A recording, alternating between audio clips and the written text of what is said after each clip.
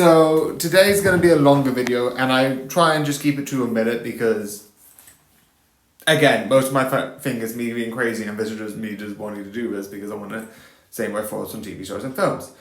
And I have Teenage Ninja Turtles. The problem is that it seems through it so quickly that besides 2 seasons, going through season 1, 4 is mostly the same. You fight the battle at sort of New York. And you do have a lot of character growth, and I do love that through the series. This, like I alluded to earlier, one of my series being like, oh, one of them is better. This, I think, is my favourite version of TMC. Definitely through the first 4, you see the battle get more and more intense. And them being like, we are needing to learn something different. We need to learn. And how they learn. And obviously there's a thing about controversy around a specific couple. I agree with that, but I'm not going to talk about it. So let's move on, because it's bad. I agree with that. But this is absolutely cool, absolutely awesome. And then, obviously, you get season 5, where they sort of have the arc where they move away from New York. They learn some more skills. They learn some more tactics. And this, I feel like, because I thought it was going to be like, all it's going to be the same. I'm annoyed that they didn't change the opening. They changed it later, and then they kept it for a couple of episodes when they're back in New York. You should have just changed it from day 1. I don't get that. I don't get that at all. But this sort of thing where it's like, oh, we're just going to step out a bit, learn more about the characters, learn how they mean to each other. And yes, I have done shows recently that, yeah, I've watched a lot of these in the past, and I've done season 1 and season 2 in 2 separate videos because I feel like those 2 feel different.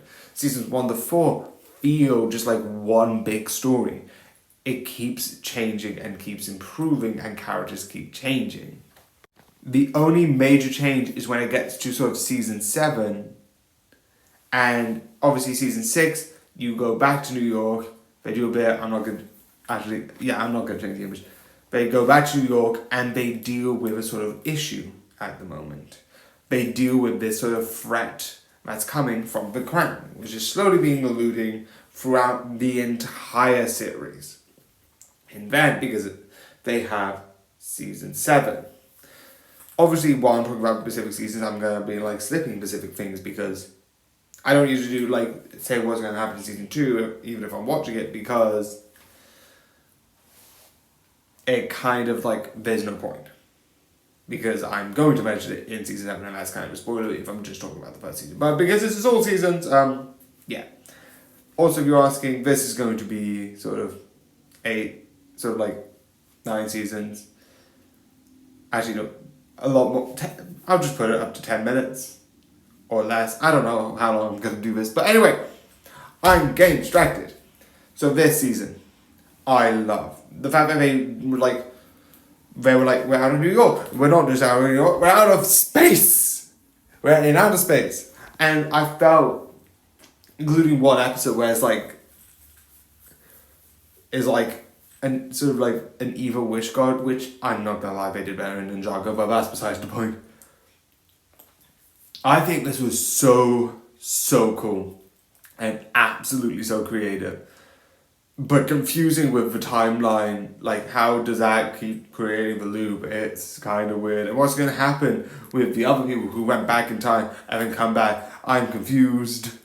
But it's absolutely cool and absolutely awesome. And obviously, season 8 sort of wraps it up. It finishes it. This sort of main story of what has been happening is sort of closing. It's ending. It's no longer a thing. And I like that. I think it's really cool. And then you get this. Season 9 and season 10. These 2 seasons, I think, are the most interesting. Because instead of having like, season 1 to 4 are really good, and all of the other seasons are really good because it builds up the story, it builds up the characters for the other series. And you build up. You also get like hints towards something's going to happen in the future, and you get reoccurring characters. And that's the main series. It's the main goal, and ends, obviously, said, during sort of like season 8. That's where the story ends, it is where it's rested, and all of that is done. Season 8 and season 9 and 10 season 9 and 10 are not filler in a way, but sort of here are small points to neatly wrap up everything else.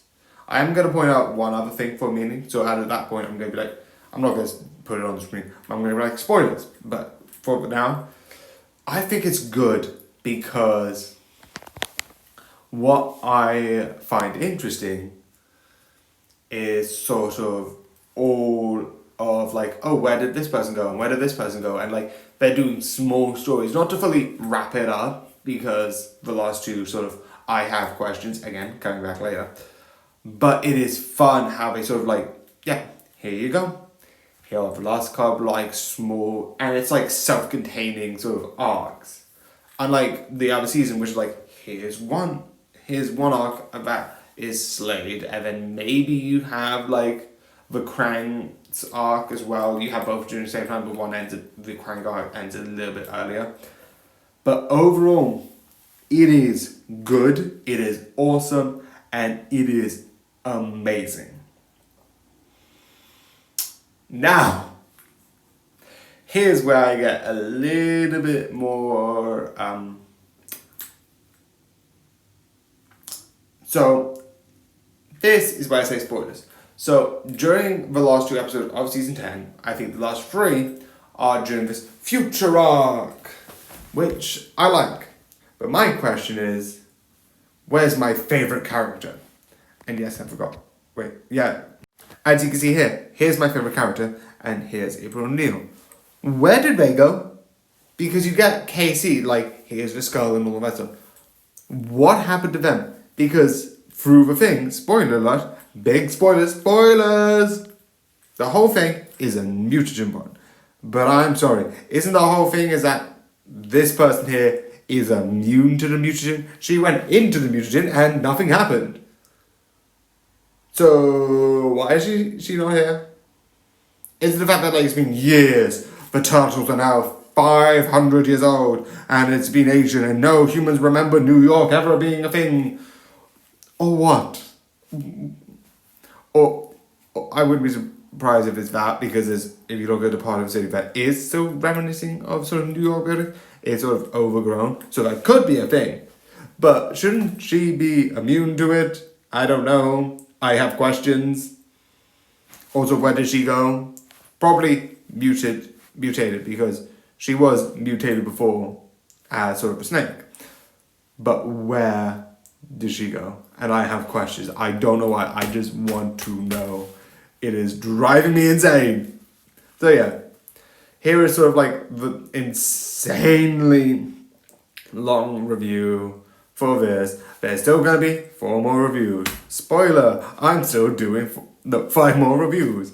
This is just a 10-minute long one because I want to get rid of this and I keep getting, like, I can't do it in one sitting, I can't do one. I'm like, I'm just gonna record. I'm just gonna sit down because I was testing if I could do 10 minutes. I'm gonna try and prevent not doing 10 minutes. Maybe I will do a couple more longer reviews. I don't know. But yeah. This is a fun series. This is absolutely a fun series, and it's personally my favorite TMNT series. It is fun, it is amazing, it is creative. Go and watch it. So yeah. First admitted one, yeah.